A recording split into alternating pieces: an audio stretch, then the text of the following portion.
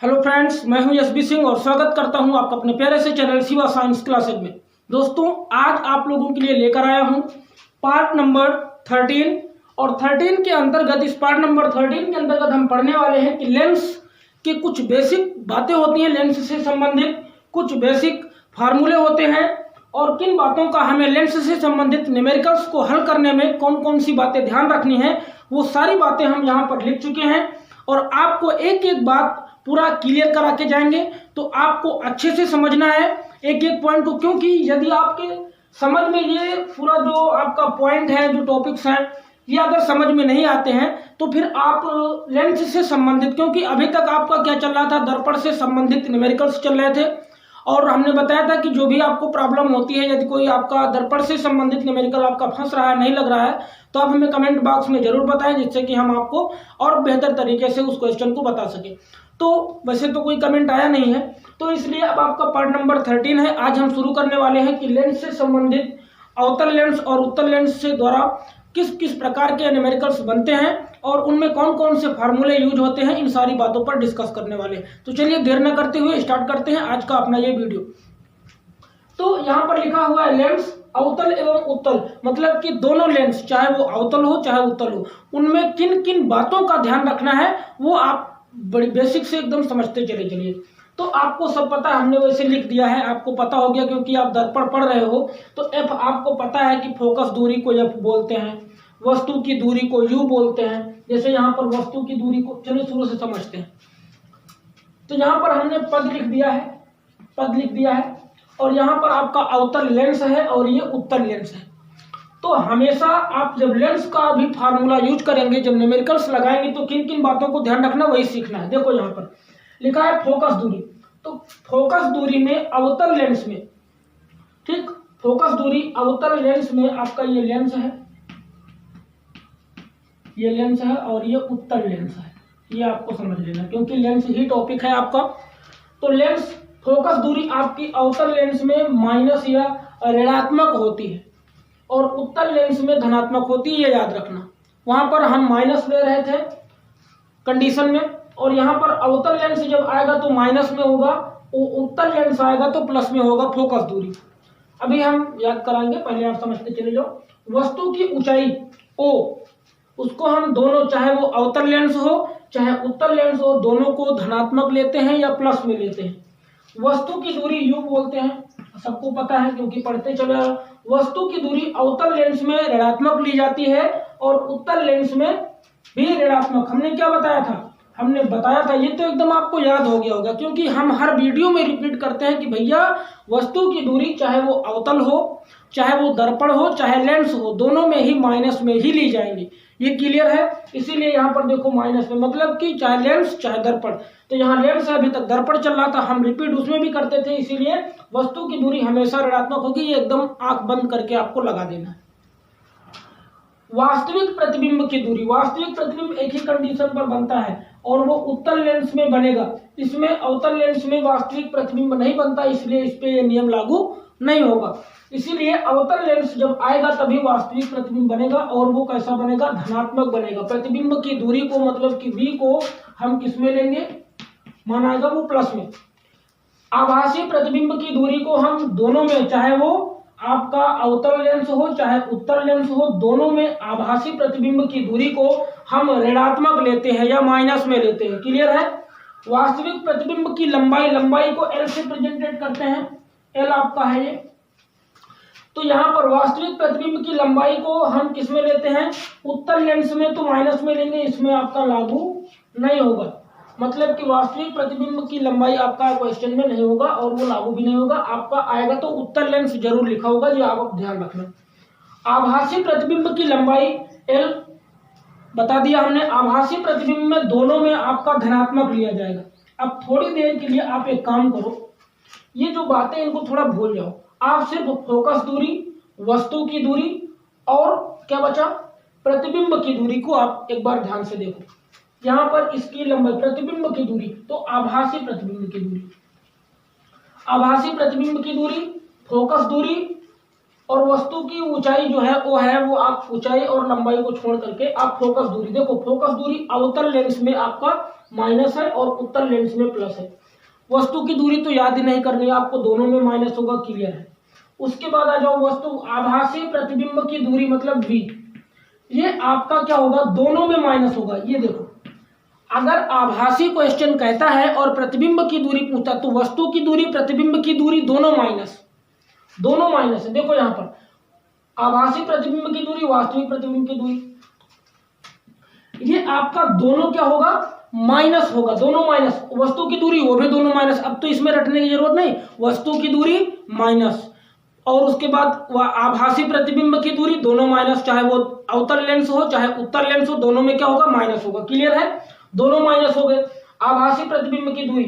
अब बात करें तो दोनों माइनस होगा और वस्तु की दूरी भी दोनों माइनस। अब फोकस दूरी पर थोड़ा फोकस करते हैं। देखो उत्तल लेंस, अब इसमें देखो उत्तल लेंस में हम क्या लेंगे, प्लस में लेंगे, अवतल लेंस में माइनस, तो माइनस प्लस याद करना, माइनस प्लस तो आपका फोकस दूरी माइनस होगा। अगर अवतल लेंस से तो माइनस और उत्तल लेंस से तो प्लस। ये थोड़ा आपको डीपली थोड़ा समझना पड़ेगा, दिमाग दोगे तो कोई दिक्कत नहीं है, याद हो जाएगा। और एक चीज जब हम पढ़ाते हैं, चलो यहाँ थोड़ा और बात कर लेते तब बताते हैं। तो ये आपका माइनस में होगा फोकस दूरी और ये, तो इतनी बातें क्लियर होगी। उसके बाद वस्तु की ऊंचाई जो है, ऊंचाई की बात करता है तो प्लस में लेंगे, चाहे अवतल लेंस हो और चाहे उत्तल लेंस हो, दोनों में प्लस में लेंगे। अब आ जाओ वास्तविक प्रतिबिंब की दूरी, एक में तो अवतल लेंस में लागू नहीं होगा, उत्तल लेंस में हम क्या करेंगे, प्लस में लेंगे।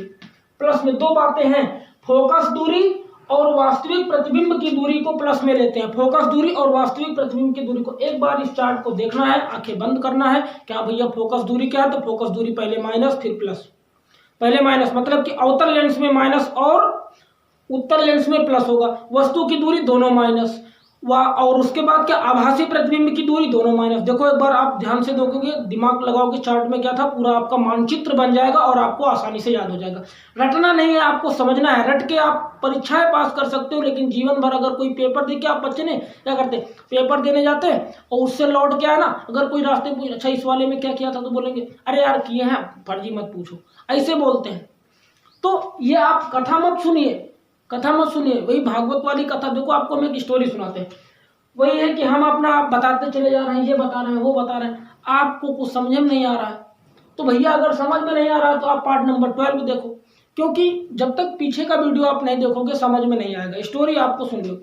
एक बार एक जगह पर एक महंत जी थे और भागवत कह रहे थे, बहुत अच्छी भागवत कह रहे थे। तो वहां पर बहुत श्रोता लोग बैठे थे, बढ़िया प्रवचन का आनंद ले रहे थे। वहीं पर एक माता जी बैठी हुई थी। माता जी उनकी बातों को बहुत ध्यान से सुन रही थी। ये उनका मानना था, महात्मा जी का मानना था कि माता जी की, क्योंकि माता जी के आंसू निकल रहे थे, आंखों से आंसू निकल रहे थे। तो उन्होंने सोचा, महात्मा जी ने सोचा कि इतनी मार्मिक कथा भी नहीं है, इतने श्रोता लोग बैठे, कोई नहीं रो रहा है, ये माता जी ही क्यों रो रही हैं। उनको लगा कि माता जी के कुछ ज्यादा समझ में आ रहा है। जैसे हम पढ़ा रहे हैं, सब बच्चे सुन रहे हैं, सब बच्चे वीडियो देख रहे हैं, लेकिन कुछ बच्चों के समझ में नहीं आता। तो उसी तरह फिर क्या हुआ, कथा समाप्त हुई। भैया जब कथा समाप्त हुई तो उन्होंने, महात्मा जी ने एक संत को भेजा और बोला कि उन माता जी को हमारे पास बुला के लाओ, हम उनसे कुछ प्रश्न पूछना चाहते हैं। तो जब वो लेके आए ना उनको वहां पर, तो उन्होंने माता जी से पूछा कि माता जी आप रो रही थी, हमने देखा।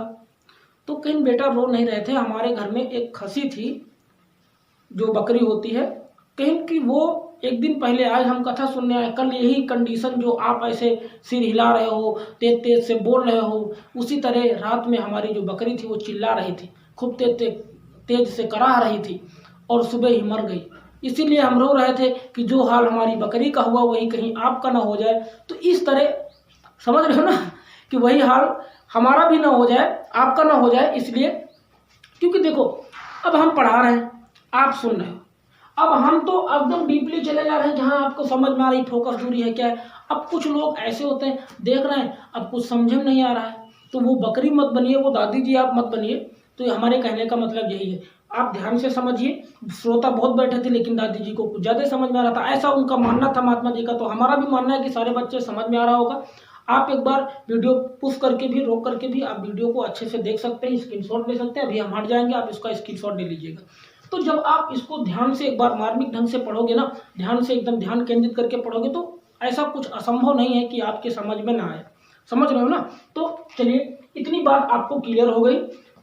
फोकस दूरी आपका माइनस प्लस ये सारी बातें हमने बता दी हैं। आभासी प्रतिबिंब की दूरी आपका यहाँ पर माइनस में दोनों होगा, आभासी प्रतिबिंब की दूरी दोनों माइनस, वस्तु की दूरी दोनों minus, outer lens minus focus दूरी और उत्तर लेंस प्लस होगा। ये इतनी बात, ये ज्यादा पूछे जाते हैं इसलिए हम इस पर ज्यादा फोकस कर रहे हैं। ऊंचाई पूछेगा तो दोनों प्लस में होगा, कोई दिक्कत नहीं है।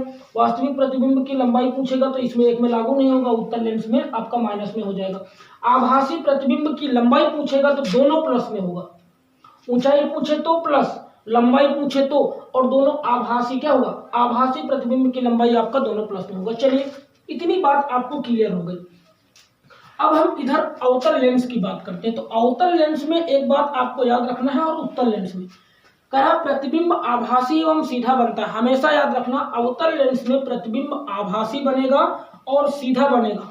और जब ये कंडीशन आपको दिखे कि प्रतिबिंब आपका आभासी है और सीधा है तो वहां पर आवर्धन आपका हमेशा प्लस में लिया जाएगा। ये बात एकदम दिमाग में सेट कर लो कि प्रतिबिंब अगर आभासी एवं सीधा है तो आपका आवर्धन प्लस में लिया जाएगा, ये फिक्स है। और सवाल में आपको बोलेगा कि कोई प्रतिबिंब आभासी एवं सीधा बनता है, किसी वस्तु का प्रतिबिंब आभासी एवं सीधा बनता है, तो आवर्धन ज्ञात कीजिए। तो ये फिक्स है कि आवर्धन आपका प्लस में ही लिया जाएगा, जो m होगा। आवर्धन को किससे प्रेजेंटेट करते हैं, m से। ये आउटर लेंस की बात थी। आउटर लेंस, ये आपका आउटर लेंस है। आउटर लेंस में जब प्रतिबिंब आभासी एवं सीधा बनता है तो आवर्धन प्लस में लिया जाता है। उत्तर लेंस में क्या कहता है कि प्रतिबिंब वास्तविक एवं उल्टा बनता है। जब वास्तविक एवं उल्टा बनेगा तो आवर्धन आपका हमेशा माइनस में लिया जाएगा। क्लियर है, आवर्धन आपका हमेशा किस में लिया जाएगा, माइनस में या ऋणात्मक लिया जाएगा। क्लियर है। चलिए आउटर लेंस की बात बताओगे, प्रतिबिंब आभासी एवं सीधा बनता है तो आपका आवर्धन किस में लिया जाएगा, आउटर लेंस में प्रतिबिंब आभासी एवं सीधा बनता है तो आवर्धन प्लस में। उत्तर लेंस में प्रतिबिंब वास्तविक एवं उल्टा बनता है, वास्तविक एवं उल्टा बनता है और आवर्धन हमेशा किस में लिया जाएगा, माइनस में लिया जाएगा। इतनी बात है। चलिए इतनी बात आपको क्लियर हो गई है कि कहां पर प्लस कहां पर माइनस होगा। आउटर लेंस की क्या बेसिक बातें थी वो क्लियर हो गई। अब हम सीधा फोकस करते हैं जिससे हमारे न्यूमेरिकल्स लगेंगे, उन न्यूमेरिकल्स पर फोकस कर लेते हैं। तो न्यूमेरिकल्स हमारा क्या कहता है, आप देखिए लेंस सूत्र जो होता है आपका, लेंस सूत्र देखो वहां पर क्या था, प्लस में था, 1/f equal 1/v plus 1/u। Lens में, लेंस सूत्र में कोई परिवर्तन नहीं होता, सिर्फ प्लस के स्थान पर आपका माइनस हो जाता है। क्लियर है, माइनस हो जाता है। और यहाँ पर अब आपको हम कंपटीशन लेवल का बताते हैं कि जब आपको कंपटीशन लेवल में अगर क्वेश्चन आते हैं वहां पर आपको, क्योंकि ये वाला जो आपका प्रोसेस है ये तो 10th लेवल का है, 10th लेवल का है कि 10th लेवल में आप यही फार्मूला यूज करेंगे, अन्यथा आपका क्वेश्चन गलत माना जाएगा। लेकिन यदि आप कंपटीशन की तैयारी कर रहे हैं और कंपटीशन में आपका ऑब्जेक्टिव क्वेश्चन में पूछता है, फार्मूला दे देता है, न्यूमेरिकल्स दे देता है और उसमें 4 ऑप्शन दे देगा, तब आपको जल्दी करने के लिए आपको ये फार्मूला लगाकर देखना है। अगर फोकस दूरी पूछे तो फोकस दूरी और ये आपका क्या, वस्तु की दूरी, प्रतिबिंब की दूरी, और यहाँ पर माइनस कर देंगे, जल्दी आपका कट पिट के आंसर आ जाएगा और ऑप्शन में तुरंत टिक कर देंगे, आपका आंसर सही हो जाएगा। ठीक, जो आपका ऑप्शन होगा उसमें आप टिक कर दीजिएगा, सही हो जाएगा। ये आपका जो लेंस से संबंधित फार्मूला है, यही हम बोर्ड परीक्षाओं में, जो हमारा हाई स्कूल लेवल का परीक्षाएं होती हैं उसमें हम यही एग्जाम को, जो आपका ये फार्मूला लिखा हुआ है, यही यूज करते हैं। ये आपका कंपटीशन लेवल का है। कंपटीशन में जब यू याद करना हो, मतलब यू क्या, यू बोले तो वस्तु की दूरी, और वस्तु की दूरी में फार्मूला ये रखेंगे f इंटू वी अपान f माइनस वी। और जब प्रतिबिंब की दूरी ज्ञात करनी हो तो f इंटू यू, और ये u क्या है, वस्तु की दूरी है, अपान में करेंगे f प्लस फोकस दूरी प्लस आपका u हो जाएगा। इतनी बात क्लियर हो गई। ये जो यहाँ से आपको दिख रहा है ये आपका कंपटीशन लेवल के जो क्वेश्चन बनते हैं उनमें आप ये फार्मूले रख के, लगेगा तो ऐसे भी आप इससे लगा करके एक बार इन फार्मूलों पर रख के चेक कर लीजिए कि क्या ये फार्मूला जो सर बता रहे हैं सही है कि नहीं सही है, एक बार आप जरूर देख लीजिएगा।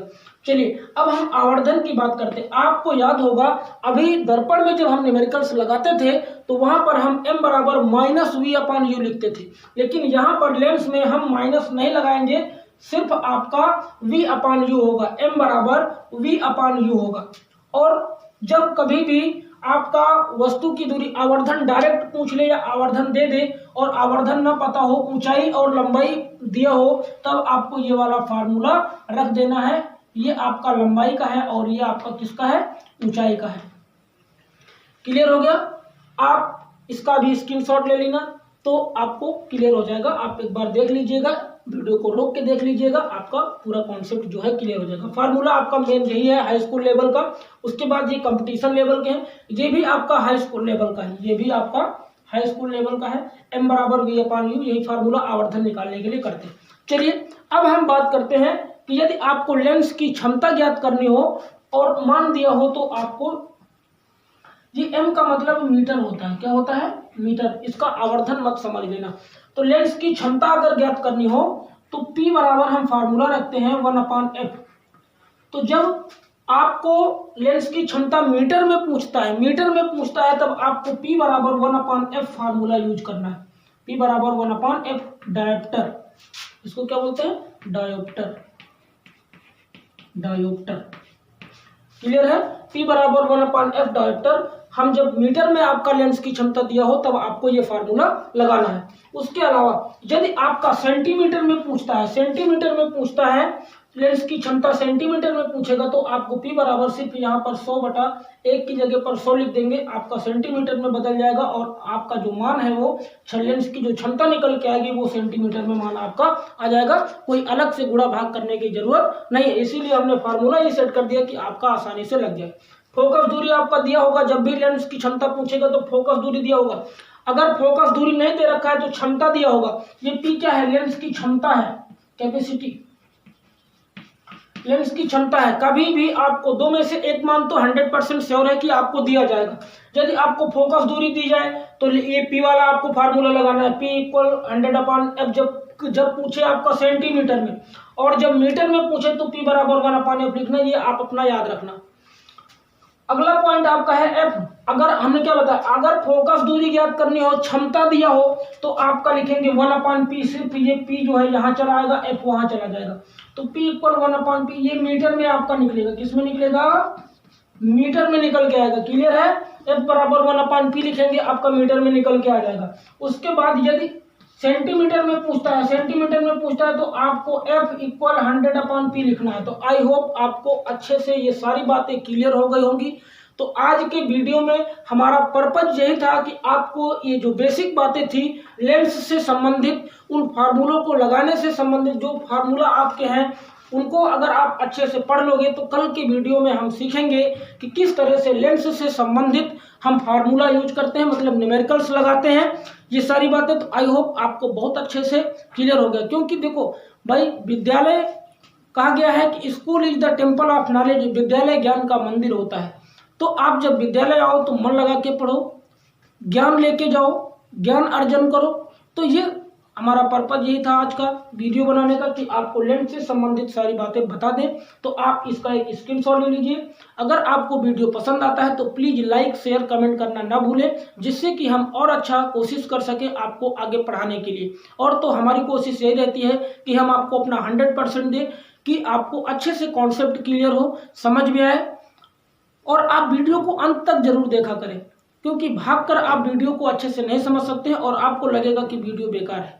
समझ रहे हो ना? तो इसलिए वीडियो को लास्ट तक देखिए, भले ही थोड़ा स्पीड आप बढ़ा करके। कोने पर एक बटन होता है, यहाँ पर एक बटन होता है, 3 बिंदी टाइप में होता है, उसमें आप क्लिक करोगे तो वहां पर एक ऑप्शन दिखेगा स्पीड का। स्पीड में नॉर्मल लिखा होता है, वहां पर आप जा करके 1.52 जितने पे आप अच्छे से बात को समझ सको वहां पर बढ़ा करके आप वीडियो देख सकते हो। तो इतनी बात आपको क्लियर हो गई। तो आज के लिए बस इतना ही। धन्यवाद। आप इसका स्क्रीनशॉट ले लीजिए। तब तक के लिए हम हट जाते हैं।